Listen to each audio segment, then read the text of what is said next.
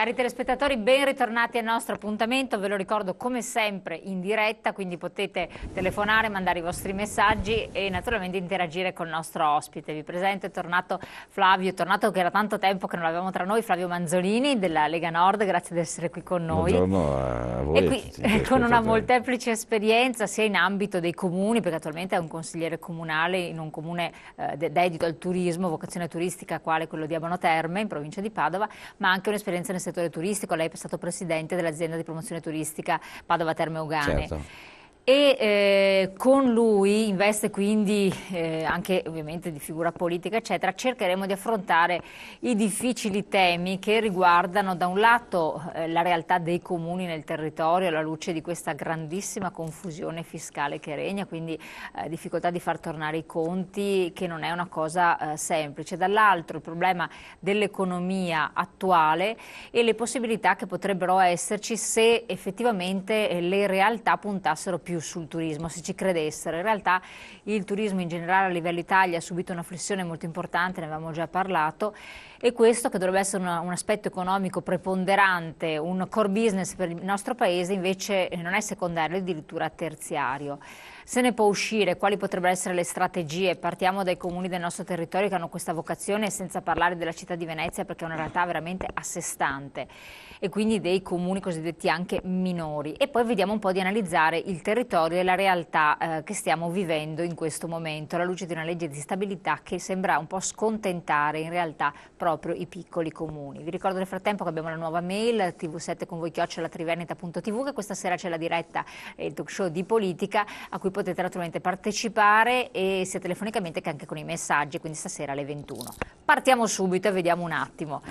Allora, come si configura questa situazione? Come la vede dal suo punto di vista, anche di tanta esperienza passata? Allora, sono stato incuriosito dalla sua premessa, che è stata quella di dire lasciamo a parte Venezia, che è un fatto a sé stante. Io credo che tutta quanta la nostra economia, oggi quando parliamo di globalizzazione, necessariamente deve entrare dentro questo tema. Venezia credo che sia fra le città al mondo più desiderate. Io l'ho fatta apposta perché Terme di Venezia è stato proposto ad Abano, esatto, per quello esatto. Io sono stato il sostenitore di Terme di Venezia, ma arriviamo al concetto. È cambiato il mondo. Il mondo oggi ha una sua globalizzazione, funziona con quelli che sono i grandi mezzi, i social net, internet e quelle che sono le nuove tecnologie. Ma veniamo alla domanda.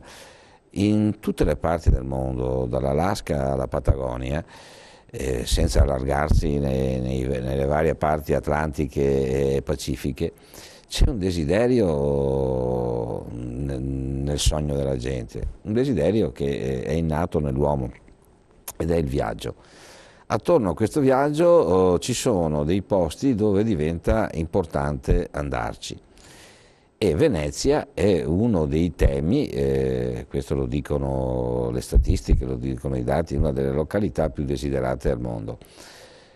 Però noi continuiamo a vendere Venezia come Piazza San Marco, le gondole e stop.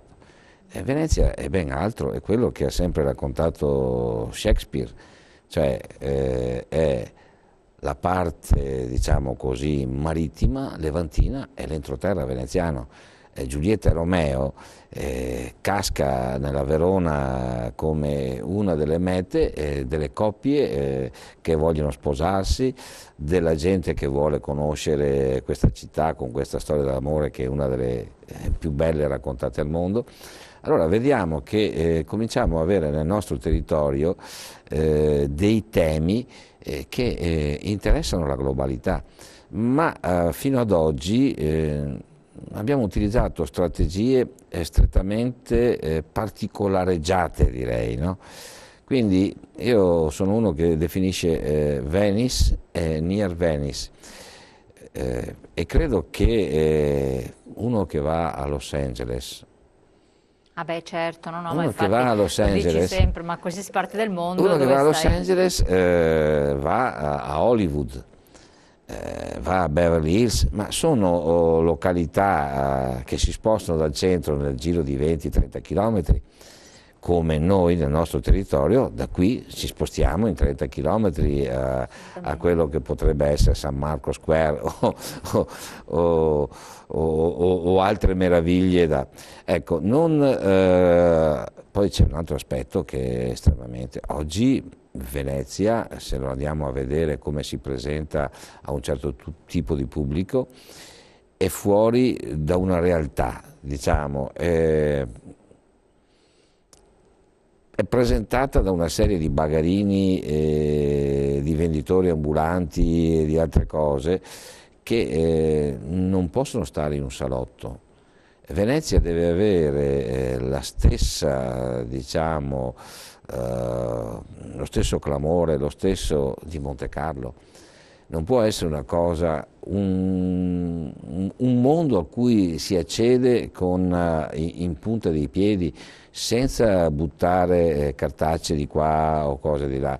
Cioè è un museo vivente, una città unica che non può essere ridotta così come la vediamo, insomma. Cioè, esce un attimo da questa logica. È tutto l'entroterra poi che dobbiamo sviluppare attorno. Torniamo poi alla nostra realtà. Vicino a Venezia ci può essere quell'altro grande indotto che è il turismo. Abbiamo le terme, abbiamo il lago di Garda, abbiamo la parte, diciamo così, delle Dolomiti. Cioè, non è un caso che il Veneto è la regione turistica che ha più diciamo, richiamo ed è quella che ha le maggiori presenze turistiche. No, è vero, io la fermo qua però, perché questi sono dati che i nostri telespettatori hanno sentito 20.000 volte e alla fine diciamo benissimo, allora noi in base a questo dovremmo stare da Dio, tutti benissimo, tutti a vocazione, no, veramente, in albergatori dovrebbero essercene nuovamente 116 come era qualche anno fa, invece sono in un declino pazzesco, ne ho parlato anche l'altro giorno con alcuni, non riescono neanche a mantenere gli chef, quindi prendiamoci conto, riduzione del personale, stiamo malissimo. Al di là io ho detto Venezia, un po' per provocarla perché sapevo questo, ma un po' perché Venezia è l'unica che tutto sommato si salva, anche se poi parliamo con gli albergatori dell'AVA, Associazione Veneziana Albergatori, hanno qualcosina da ridire anche a loro. E invece non è così, la Francia sta bene turisticamente, ha avuto un più, la Spagna ha avuto un più, addirittura la Grecia ha segnato un segno più. Attenzione, stiamo parlando Spagna, Grecia, Francia, l'Italia, il Veneto può crogiolarsi nel suo mare Magno, ma è stata la Puglia che quest'estate ha avuto un segno più, non il Veneto. Quindi può dire che io qua là, però non ottiene risultati. Quindi vuol dire che concretamente noi non stiamo andando bene. Cioè abbiamo tante potenzialità. Valutiamo un attimo come hanno agito le Film Commission sulla Puglia. Bravissimo, esatto. Valutiamo un attimo come si è attrezzata questa regione nel farsi conoscere. Per carità, è quello che in questo momento manca al Veneto, diciamo, no? Cioè quello di puntare su delle location che possono essere poi di richiamo per l'altra parte. Ma io farei anche un distinguo, perché c'è qualcosa che dall'altra parte richiama, ma non con i numeri che possono avere, che può avere il Veneto. E noi dobbiamo fare un salto, e qui però interviene l'altra parte di come sia difficile oggi fare investimenti in strutture e in infrastrutture. Noi abbiamo il terzo aeroporto d'Italia con voli internazionali, cioè c'è chi parte per andare in Cina oggi dalla parte della Mitteleuropa, dalla Slovenia, viene a Venezia perché ci sono dei voli diretti per la Cina, ci sono dei voli diretti oggi per Dubai, quindi abbiamo un'infrastruttura importante che deve essere alimentata poi anche da quelli che possono essere dei low cost. Certo, E su questo bisogna un attimo attrezzarsi. Diciamo che è un momento di grande difficoltà e di impegno, dove bisogna trovare quelle che sono anche le nuove soluzioni. Io sono convinto che questo potrebbe essere un grande set cinematografico. Difatti, diciamo, noi abbiamo visto come si è sviluppato il Tirolo, ma il Tirolo è diventato un set di Bollywood per quelli che hanno spot pubblicitari dall'India, che crea un ulteriore indotto, che sì. crea un Ma certo cos'è tipo. che frena questo? Cos'è che non fa sì che tutto questo meccanismo non prenda avvio? Si fa tanto l'esempio del museo del Louvre anziché tutte le nostre bellezze, perché il fatturato lì è tale quale in tutti i musei d'Italia. E perché noi non riusciamo veramente a fare quel salto di qualità? Che cos'è che manca? Un'organizzazione? Cioè lei giustamente ha parlato di set. Quest'estate È un aspetto sì, sì, questo. sì, no, ma giustamente, ed è stato correttissimo, perché l'occasione è stata che per la regione abbiamo fatto delle produzioni nella Riviera Berica, delle ville beriche stupende che pochi conoscono, abbiamo fatto vedere ai nostri telespettatori, aprendone le porte di alcune, perché per esempio la Villa Capra, la Rotonda, ha il proprietario che non apre mai le porte. Cioè, anche quello è vergognoso, giustamente, perché c'è una bellezza straordinaria, potresti altro che fare lavori di recupero, perché lì hai turisti stranieri che pagano, ma sei reticente. Alcune ville, pochissime, veramente 2 o 3, hanno deciso di diventare set per reality della situazione di persone di coreani, perché i coreani adorano il nostro mondo. Gli arabi, i Il mondo, russi. esatto, questa scelta però è stata individuale di queste illuminate persone, peraltro giovani, perché hanno ereditato la gestione, eccetera, ma sono veramente da menzionare neanche in una mano queste ville, e hanno fatto la loro, tra virgolette, salvezza, perché tutto sommato ospitare i set di questi, chiamiamoli reality della situazione, soap opera, eccetera, che per il coreano è qualcosa di straordinario e affascinante, poi porta un indotto, perché poi naturalmente diventa il film cult o il reality cult in Corea, e tutti i giovani vogliono andare a fare il loro viaggio di nozze in quella villa, soggiornare lì. Ma perché questo non è un sistema? Ma perché c'è iniziativa di quelle 2 persone illuminate che hanno avuto questo intuito, il contatto giusto? Perché? E questo è il problema, perché noi non abbiamo un sistema. Sistema ville, per esempio, ma molto, faccio l'esempio, perché poi con tutto il rispetto dell'Istituto regionale Ville Venete, che sta facendo del suo meglio, ma dietro ci sono i proprietari che sono ancora con mentalità antica. Io credo che sia una questione anche proprio di mentalità che noi, mentalità di una volta di ancora, no? mentalità che abbiamo noi, cioè di una noblesse che vive nel suo Che non è più castello, tale. vive nel suo castello, è abituata a un certo tipo di storia, a un certo tipo di cucina, a un certo tipo di eleganza, si muove poco, non immagina cosa si sta muovendo dall'altra parte del mondo, perché quando lei parla di Corea o parliamo della Malesia o parliamo di Kuala Lumpur, Quando in realtà che stanno crescendo vertiginosamente. vediamo il tipo di infrastrutture, il tipo di architetture, diciamo, erano realtà minuscole. Siamo usciti dal G8 e nessuno ci ha detto niente, no? E continuiamo a perdere punti. E poi c'è l'altro aspetto che è quello che per essere discendenti di Marco Polo ci si muove poco verso Oriente. Decisamente molto poco, si importa e non si esporta.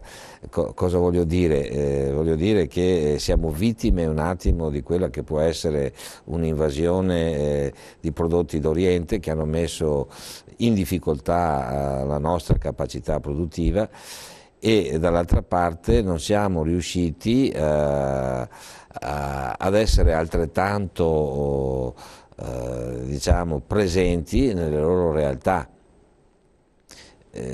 Questo è lo sforzo che deve essere fatto a mio avviso, però è vero che chi oggi lavora si trova ad avere 1000 gravami e 1000 preoccupazioni che impediscono anche il modo di poter fare progettazione.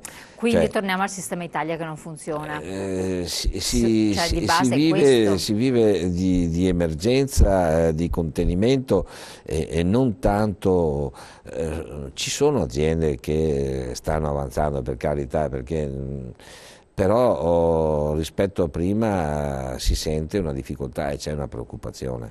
Io chiedo un po' a lei, proprio perché lei è, tra virgolette, vecchio della politica, quindi ne ha viste, mi stava raccontando prima fuori onda, step economici anche del nostro paese, che effettivamente persone che non sono più giovani, perché chi appartiene alla mia fascia di età che si può più definire giovane, che però non ha vissuto ineluttabilmente, e che ineluttabilmente, devo dire, ricordare a molti che vabbè, magari io sono della fascia che adesso può avere un'occupazione, ma in realtà facciamo parte dei grandi precari, della prima grande ondata di precari, ed è bene ricordarlo, che poi ha arrancato sempre nel cercare di poter entrare nei gangli della politica, perché c'erano sempre quelli più in là. Adesso la politica, comunque l'economia, a livello anche di burocrati, eccetera, è gestita sempre da persone over una certa età. È mai possibile? Il nostro paese all'esterno, guardiamo l'Oriente, è considerato di vecchi, per vecchi, da vecchi, gestito, governato da vecchi, Presidente della Repubblica non è il giovinetto. No, ma è vero, è una realtà anagrafica, non è una critica, magari arrivarci a quell'età con la sua capacità mentale certo. ci facciamo bella firmetta, stiamo benissimo, però il problema è che non è strutturato con una mentalità giovane, cioè che esce da certi schemi. Può essere questo un grossissimo limite in un mondo che invece sta correndo decisamente, fatto da mentalità più fresche? Allora, a parte l'Europa, lasciamo stare il ganglio. Questo è indubbio, c'è qualcosa che non funziona, c'è qualcosa che non funziona nel sistema della rottamazione, per dirla alla Renzi, no? Cos'è che non funziona su queste cose? Allora, che bisogna dare spazio a chi ha energia e a chi ha idee. Il mondo dell'agricoltura che ci ha accompagnato nel tempo era un mondo che vedeva impiegati e soprattutto le fasce giovani. Era il vecchio che sapeva dire com'era la stagione, come si doveva fare perché aveva avuto un certo tipo di esperienza, ma il grande lavoro lo facevano i giovani.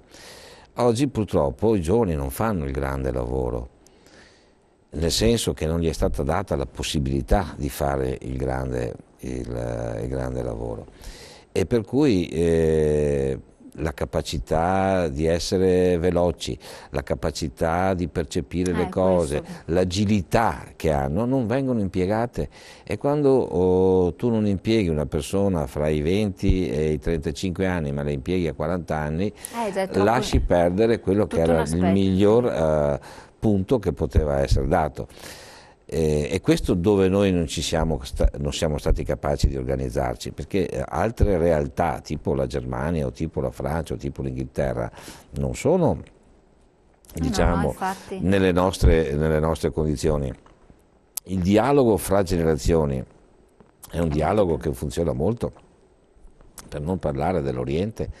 Ecco, e qui dove noi ci siamo arenati, la politica che è nostra, che è particolarmente vecchia. Infatti questo è forse uno degli aspetti più tragici. Diciamo che c'è una realtà che si sta per fortuna svegliando, ma ripeto, ormai con tutto il rispetto di Berlusconi, che lo considero uno dei migliori imprenditori, diciamo che è un leader che ne risente, perché non è soltanto Napolitano che ha questo tipo di problema, ce l'ha anche l'ex premier che abbiamo avuto, insomma, no? Sì, ma c'è questa componente che, allora, da un lato chi potrebbe anche farlo, di mettersi, diciamo così, tra virgolette, in pensione, o comunque avere un ruolo di supporto per far crescere i giovani, ecco, questo sarebbe molto importante, come diceva lei, con l'esperienza del contadino, no? Cioè, certo, ho fatto un esempio. Sì, ma chi può farlo? Era un mondo che non poteva funzionare se non c'erano i giovani a lavorare, se non c'era l'energia, se non c'era la forza, non poteva funzionare, e non poteva funzionare se non c'era anche il sapere di chi aveva vissuto quel tipo di esperienza, che sapeva come sarebbero andate le semine, che sapeva come bisognava difendersi, che sapeva come bisognava organizzarsi. Insegnare, però lasciar fare nel contempo, perché giustamente bisogna lasciar fare, se no la persona non si solidifica mai. E lì abbiamo la realtà, chi può farlo, chi ha già una base per cui può anche ritirarsi in buon ordine, ma non lo fa, imprenditori che sono di vecchissima data sul nostro territorio, li conosciamo ma non si tirano indietro, fino a che, disgrazia vuole, devono per forza mollare tutto ai figli, i figli sono impreparati perché non si sono mai assunti una responsabilità con dietro la copertura, non l'hanno mai potuto fare perché giustamente l'imprenditore non voglio continuare a esserci io, è la sua passione, no, l'azienda, però poi l'azienda muore, ineluttabilmente con la morte dell'imprenditore purtroppo questa è realtà, passaggio generazionale.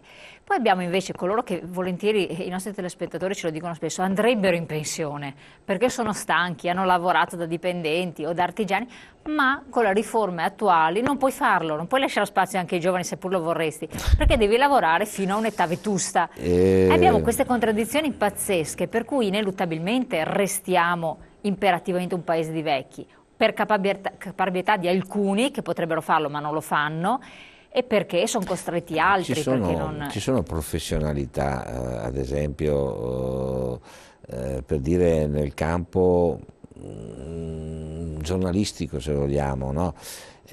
Dove l'esperienza vuol dire tutto, insomma, no? Ce li ricordiamo personaggi come Madonna, Montanelli, insomma, no?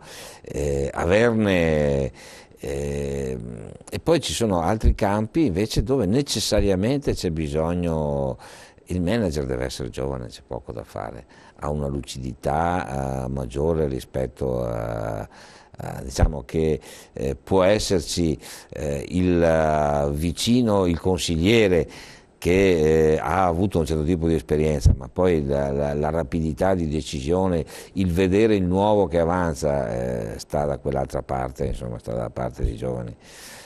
Però bisognerebbe cominciare già da piccoli. Io una cosa che osservo è quella che i ragazzini dai 5 ai 12 anni hanno una voglia di fare, di muovere, di toccare. Ecco, quelli sono ragazzi che vanno accompagnati da qualche artigiano che ha finito un lavoro, che può essere il bottegaio, che può essere qualcosa, dove cominciano a capire il falegname, cominciano a giocare con dei giochi che poi accompagnano. Invece la società li sta portando verso le PlayStation, li sta portando verso un certo tipo di non essere protagonisti ma di essere passivi. Ecco, l'essere passivi, lascio questa provocazione perché andiamo in pubblicità. Una provocazione importante, l'essere passivi o l'essere attivi fautore del proprio futuro. Attenzione, siamo questo bivio importante che può cambiare le cose effettivamente, anche di una società. Certamente. Pubblicità, poi